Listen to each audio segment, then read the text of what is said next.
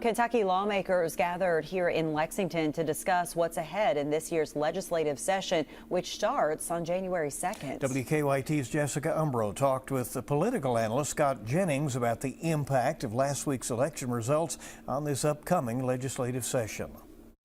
Being an incumbent right now is a really good indicator of whether you're going to win re-election. Monday's conference, hosted by the Kentucky Chamber of Commerce, focused on a wide range of topics, from healthcare to infrastructure to the workforce. As Kentucky's legislature enters a session with a supermajority of Republicans in both the House and the Senate chambers. We feel very strongly that the position Kentucky is in today, the good position Kentucky is in today, is due primarily to the good work of the Republican supermajorities in the House and Senate during the last 5 years. National Republican Party on-air contributor Scott Jennings says the Republican supermajority has diminished the governor's role, such as the legislature's ability to override a governor veto. Since they lost the majority, they've totally fallen off the map in Frankfort. Beshear is it, and in some ways, governor of Kentucky has been relegated to sort of a ceremonial head of state. While much of the day was dedicated to looking ahead at this next legislative session, there was still a lot of conversation about lessons learned from last week's elections. It looks like Democrats were highly motivated.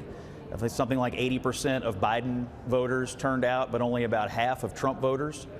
And so I think we did learn about Democratic motivations, and we also learned a little bit about the limits of Trump. But with the Republicans in firm control of the Kentucky legislature, Senate Majority Leader Thayer says they will be the ones leading the Commonwealth in Frankfort. We're going to lead with a conservative bent. That's the mandate we have, and we feel very strongly about our position, and we're going to lead from a position of strength. In Lexington, Jessica Umbro, WKYT.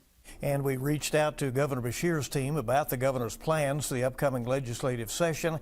They told us that he has 3 priority areas for the upcoming budget, specifically public safety and law enforcement, education, and infrastructure.